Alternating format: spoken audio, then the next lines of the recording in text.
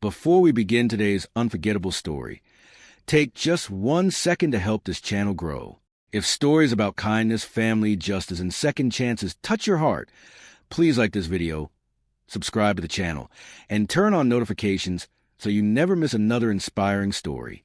Your support means the world to us. And now, prepare yourself for a story that proves even the smallest voice can shake the lives of the most powerful people. A frightened 2-year-old boy stood in the corner of a silent mansion, clutching a tiny pink toy phone in his trembling hands.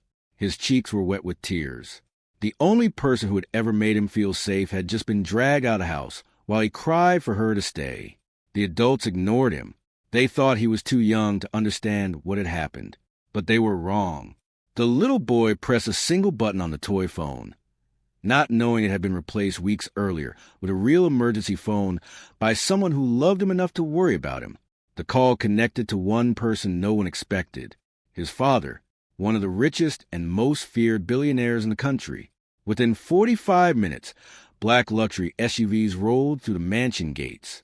Security guards straightened their backs. Servants froze. Managers stopped breathing. No one knew why the billionaire had returned 3 days earlier than expected. What they did not know was that one tiny phone call was about to destroy careers, expose years of cruelty, and remind everyone that money creates power, but love reveals the truth. This is a story of little Noah, the woman who became his family without sharing his blood, and the billionaire father who almost lost everything because he trusted the wrong people. Noah was only 2 years old, but life had already taught him more loneliness than many adults experience in decades. He lived inside one of the grandest estates in the city. The mansion stood on a hill overlooking acres of gardens, fountains, and marble pathways. Crystal chandeliers hung from ceilings so high that visitors often looked up in amazement. Luxury cars filled the garages. Rare paintings decorated every hallway. There were more employees than family members living under the enormous roof. Yet despite all that wealth, the mansion always felt cold. Its owner, Ethan Blackwood, had built one of the world's largest technology companies from nothing. Newspapers called him a genius. Investors admired him. Competitors feared him. Employees respected him because he demanded excellence from everyone around him, including himself. Years earlier, Ethan had fallen deeply in love with his college sweetheart, Olivia. Together, they dreamed of building a beautiful family while changing the world through innovation. But life had different plans. Shortly after Noah was born, Olivia became seriously ill. Doctors fought to save her. Specialists from around the world tried experimental treatments. Nothing worked. When Noah was only 6 months old, Olivia passed away, leaving Ethan devastated beyond words. The successful businessman who could negotiate billion-dollar contracts suddenly found himself unable to comfort a crying baby. Grief consumed him. Instead of facing his pain, Ethan buried himself in work. He convinced himself that every business trip, every late-night meeting, every new project was for Noah's future. He believed that earning more money would somehow make up for the time he wasn't spending with his son. He couldn't see that the little boy didn't need another mansion. He needed his father. Because Ethan was constantly traveling, he hired an army of professionals to care for Noah. Nannies came and went. Child care specialists resigned after only a few weeks. Some were distracted by the luxurious lifestyle. Others viewed the job as just another paycheck. None of them stayed long enough to earn Noah's trust. Then, one rainy autumn morning, a quiet young woman arrived at the mansion carrying an old leather bag and wearing a simple blue coat that had clearly been repaired several times. Her name was Grace Carter. Grace was 28 years old and had spent most of her life caring for others. She grew up in a small town where money was scarce, but kindness was abundant. After losing both parents in a car accident at the age of 19, she postponed her own dreams to raise her younger sister until she graduated from school. She had worked in hospitals, childcare centers, and private homes, earning a reputation for one thing above all else: compassion.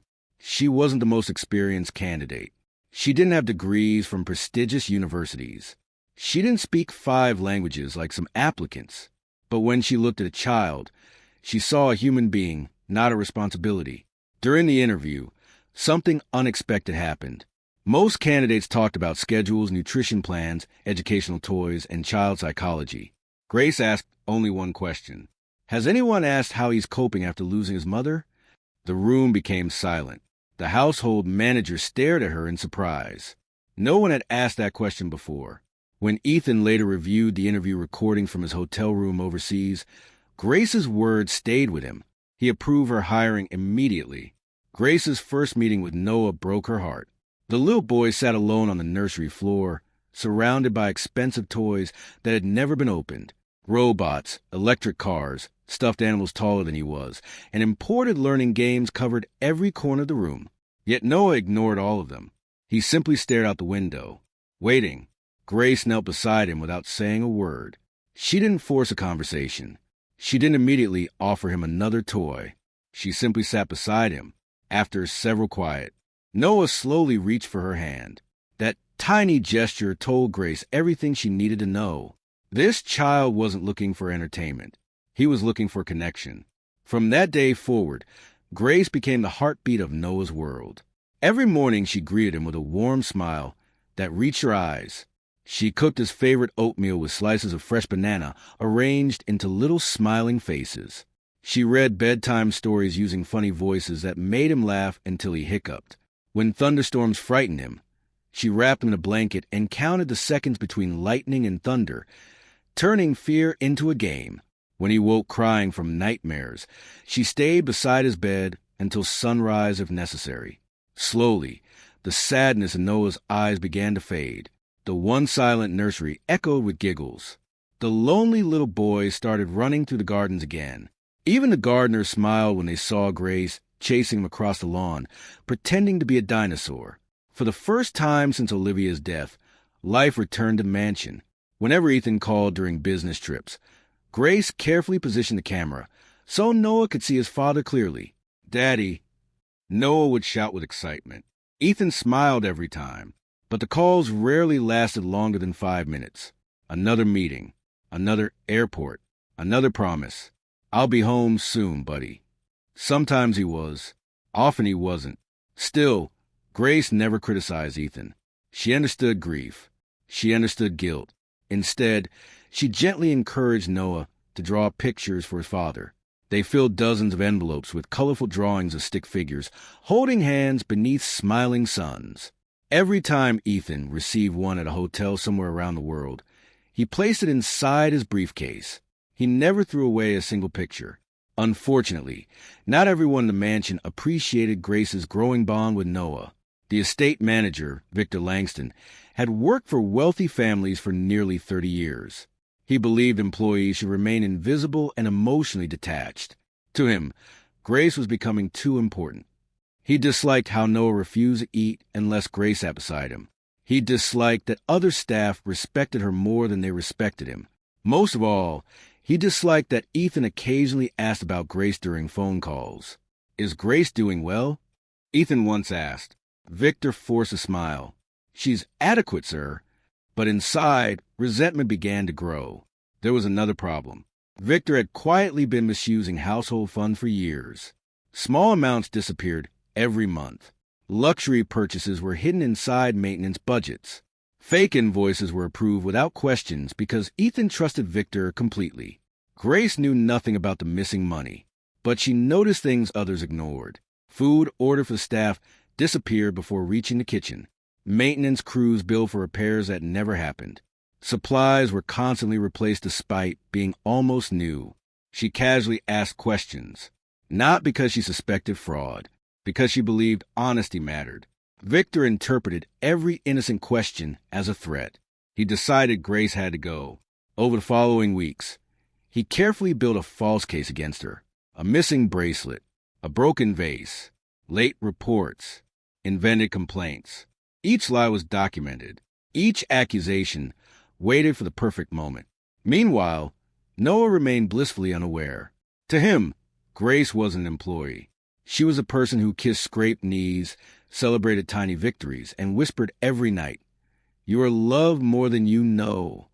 One chilly Friday morning, Ethan boarded a private jet for what should have been a 3-day international conference. Before takeoff, he called home. Grace answered. "Noah's eating breakfast," she said with a smile. "Can I say goodbye?" She handed the phone to the little boy. "Daddy, I'll be home before you know it, champ." "You promise?" "I promise." Noah smiled. Grace smiled too. Neither of them noticed Victor standing outside the kitchen door, quietly listening. He looked at the calendar. 3 days. 3 days with the boss out of the country. More than enough time to finish what he had started. By sunset, the false reports were already sitting on his desk. And by the following morning, Grace Carter's life and Noah's world would change forever.